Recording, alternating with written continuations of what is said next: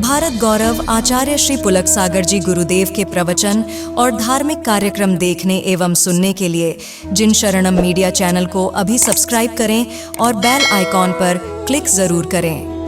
जब मीरा सच में जी तो जहर पिला दिया गया, राम सच में जिए तो 14 वर्ष का वनवास दे दिया गया। विचार करिए, जो जो सच में जिएगा वह प्रताड़ित किया जाएगा। और जब कोई सीता सत्य में जीती है, उस पर उसकी ही प्रजा, उसकी अयोध्या, उसके चरित्र पर प्रश्न चिन्ह खड़े कर दिया करती है। सत्य परेशान करता है, ध्यान रखना। सत्य इतना आसान नहीं है, सत्य की राह पे चलना बहुत कठिन है, बड़ी कठिन है डगरपन घटकी, ध्यान रखना। सत्य बहुत कठिन है। एक आदमी ने पूछा कि महाराज, धर्मात्माओं पर कष्ट क्यों आते हैं, सत्यवादी पर कष्ट क्यों आते हैं, जो सच बोलता है उस पर कष्ट क्यों आते हैं? लोग धर्मात्माओं की परीक्षा क्यों करते हैं, साधुओं की परीक्षा करते हैं?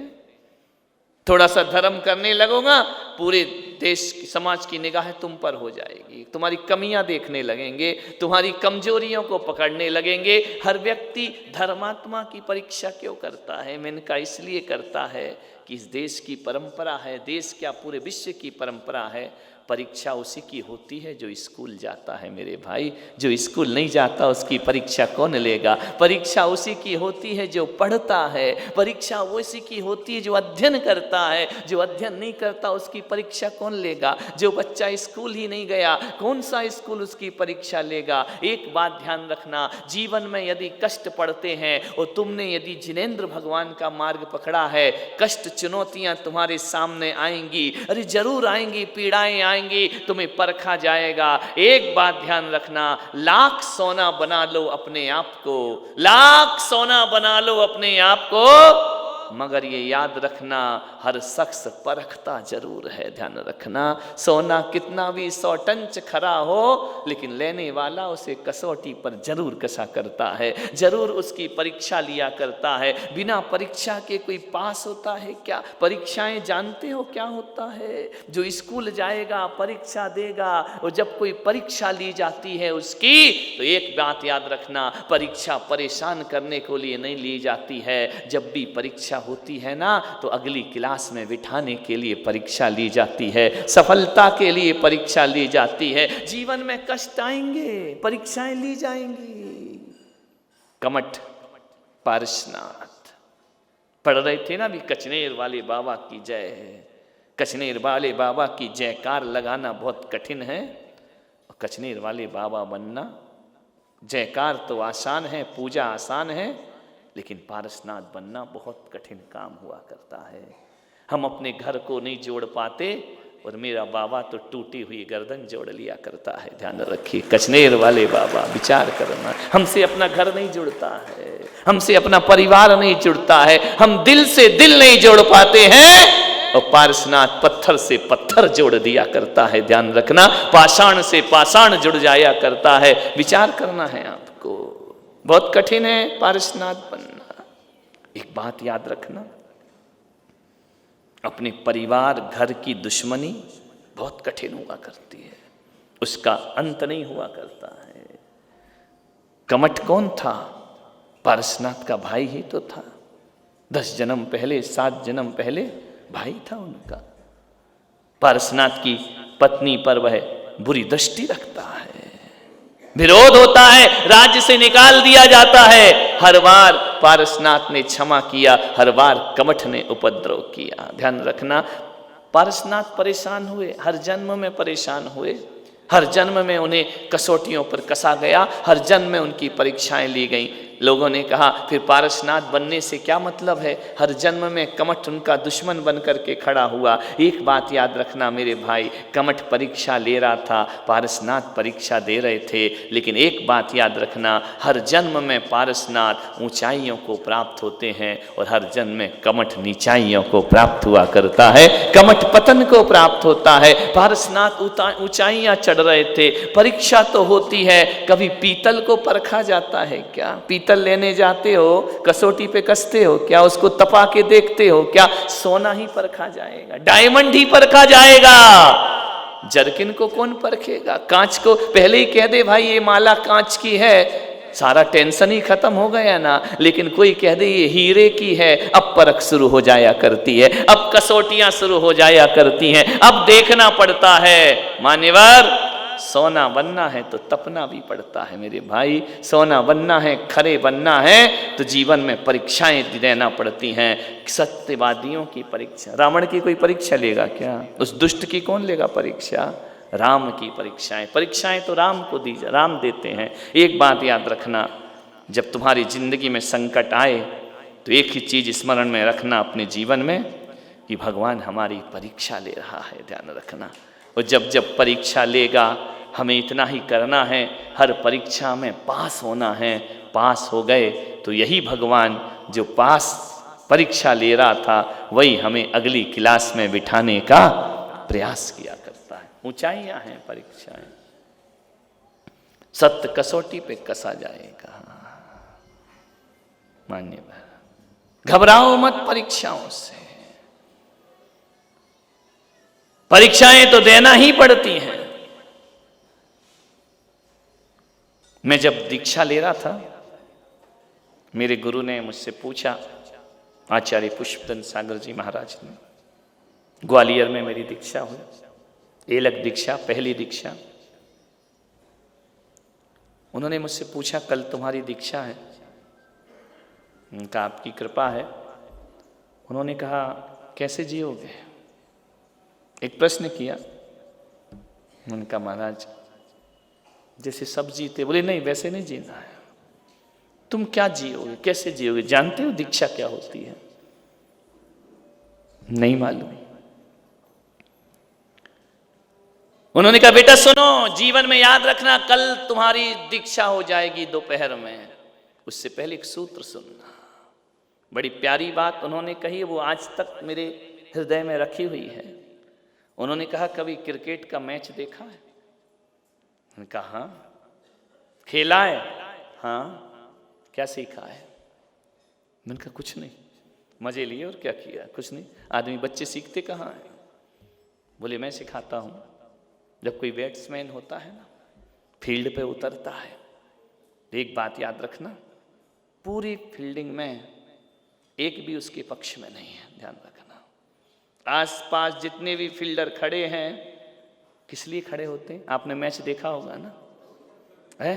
किस लिए खड़े हैं सब? आउट करने के लिए। दूर खड़ा है बाउंड्री के पास तो वही भी आउट करने के लिए खड़ा है, बाजू में खड़ा है तो आउट करने के लिए खड़ा है, स्टंप के पीछे खड़ा है वही भी आउट करने के लिए खड़ा है, जो बॉलर है बॉलिंग कर रहा है वही भी आउट करने के लिए खड़ा है, वो जिस एम्पायर को अपना कह रहे हैं ना वो भी उंगली उठाने के लिए खड़ा है, ध्यान रखना। उन्होंने कहा पूरे मैदान में देखना, एक भी तुम्हारे पक्ष में नहीं होगा, वो जो तुम्हारे पक्ष वाले हैं वो बाउंड्री के बाहर बैठे हुए हैं, वो केवल देख रहे हैं कि तुम रन बनाओगे या नहीं, वो तुम्हारा कुछ नहीं करेंगे, तुम्हारी टीम का आदमी तुम्हारा कुछ नहीं करेगा, वो चुपचाप देखते रहेंगे बैठकर, ध्यान रखना। और जो आसपास खड़े हैं वो सब आउट करने को खड़े हैं। उन्होंने कहा बेटा यदि पुष्पदंत सागर का चेला बनना है तो एक ही चीज जीवन में याद रखना, अरे जहां भी जाएगा हर व्यक्ति आउट करने को खड़ा है, होशियार खिलाड़ी बनना, शतक बनाकर वापस लौटना, तो तेरा संन्यास सार्थक होगा, ध्यान रखना। उन दुश्मनों के बीच में, वो सब दुश्मन ही है, व्यक्ति के नहीं खेल के तो दुश्मन है ना, वो तुम्हें रन नहीं बनाने देंगे, वो दुश्मन ही है। उन दुश्मन के बीच जो चौके छक्के लगा लेता है वो भगवान महावीर का सन्यासी और तपस्वी हुआ करता है, ध्यान रखना। उन्होंने कहा, मैंने कहा महाराज ये पिच्छी दे रहे या बैठ दे रहे हो? बोले इससे कर्म को नहीं झाड़ना, दुश्मनों को भी झाड़ना और जीवन सार्थक करना, ध्यान। सत्य का जीवन, ये मत सोचो जो अपने पास रात दिन है, जो सगा है वही दगा है, ध्यान रखना। दगा तो सगों से मिलता है ना। एक परंपरा है ना अपने यहाँ कि मृत्यु हो जाए तो बड़ा बेटा ही आग लगाता है, पड़ोसी नहीं लगाते, वो तो घर में लगाते हैं। अपने को तो अपना बेटा लगाएगा, ध्यान रखना। अपना बेटा ही आग लगाएगा, जो सगा है वही दगा देगा। और बड़े बेटे की ही परंपरा है, क्योंकि बड़े बेटे से ज्यादा प्यार होता है आदमी को, क्योंकि पहली बार खुशियां आती हैं घर में, मेरा बेटा, मेरा पप्पू, मेरा लल्ला, मेरा ये, छाती से लेके घूमते मेरा मेरा मेरा, यही सर फोड़ेगा तेरा, ध्यान रखना, यही आग फूंक फांक के चलाएगा, ध्यान रखना। मान्यवर, सत्य को जानो, हर कोई अपने विरोध में खड़ा है, कोई अपना नहीं है। किसको अपना समझता है? जो इस सत्य को जान लेता है वही सत्य धर्म का उपासक हुआ करता है। उन्होंने, मैं इतना ही कहता हूं, संसार के बीच रहो तो ऐसे रहो। मैंने अपने गुरु से इतना ही सीखा है, जैसे 32 दांतों के बीच में एक जुबान रहा करती है ना, वैसे ही हम इस दुनिया में जिया करते हैं मेरे भाई, ध्यान रखना। आंधियों के बीच भी जलता हुआ दिया है। एक आदमी ने पूछा कि आपकी पहचान क्या, आपका एड्रेस क्या है, आप कौन हैं? मैंने कहा आपका पता बताइए। मैंने कहा बेपते का आदमी, मैं क्या पता दे दूं अपना, बेपते का आदमी हूं। लेकिन औरंगाबाद वालों इतना हल्का मत समझना, बेपते का आदमी हूं, बात पते की करता हूं, ध्यान रखना। मेरा कोई पता ठिकाना नहीं है, मेरी कोई ड्रेस नहीं है, लेकिन एड्रेस सही देता हूं, ध्यान रखना। उस अजैन ने पूछा, पत्रकार ने, आप कहाँ रहते हैं, आपका पता क्या है? मैंने कहा आंधियों में जलता हुआ जब कोई दिया मिल जाएगा, उस दिए से पूछना, मेरा पता मिल जाएगा, ध्यान रखना, विचार करना। आंधियों में जला करते हैं, ये मोक्ष मार्ग है, ध्यान रखना।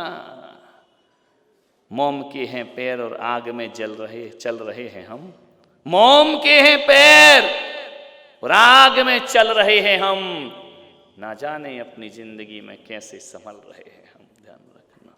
जिंदगी उसका नाम है। सत्य तो प्रताड़ित करेगा, सत्य तो परेशान करेगा, लेकिन एक ही जीवन में याद रखना, सत्य परेशान कर सकता है लेकिन परास्त नहीं कर सकता है। अंत में विजय सत्य की हुआ करती है। पिक्चर देखी है ना? नहीं देखी? नहीं, यहां बोल नहीं रहे हो, देखी तो है। जब मैंने देखी तो तुम किस खेत की मूली हो? घर में कोई मैं पैदाइशी माला लेके थोड़ी पैदा हुआ था, ध्यान रखना, ये तो बाद में आया ये सब चीजें। पिक्चर देखी है आपने? 3 घंटे की पिक्चर होती है, 2.5 घंटे विलन विलन विलन विलन की चलती है। सारे ऐशो आराम उसके पास होते हैं, सारे संसाधन उसके पास होते हैं, सारी ताकत उसके पास होती है, सारी शक्तियां उसके पास होती है। एक रिमोट दबाता है, दुनिया भस्म कर सकता है। एक बात याद रखना, 2.5 घंटे हीरो पिटता है। हमेशा किसी भी पिक्चर में देखना, मेरे समय की, आज की तो मालूम नहीं है, आज तो पिक्चर कहाँ धूम धड़ाका है और कुछ नहीं है, ध्यान रखना। ना कोई स्टोरी है, ना कोई गाना है, शोर है और कुछ नहीं है, ध्यान रखना। विचार करिए, 2.5 घंटे विलन पिटता है, हीरो पिटता है, आधे घंटे में पिक्चर पलट जाती है। विलन धराशाही होता है, हीरो छाती पर खड़ा होता है। इसका मतलब कि 2.5 घंटे सत्य परेशान होता है, लेकिन अंतिम रील में सत्य में वो जयते हो जाया करता है। यह जिंदगी का, इसलिए कठिनाई तो होगी सत्य को जीने में। कारण है कि इस दुनिया ने सत्य का सम्मान किया है, इस दुनिया ने झूठ को जिया है। सम्मान अलग चीज है, जीना अलग चीज।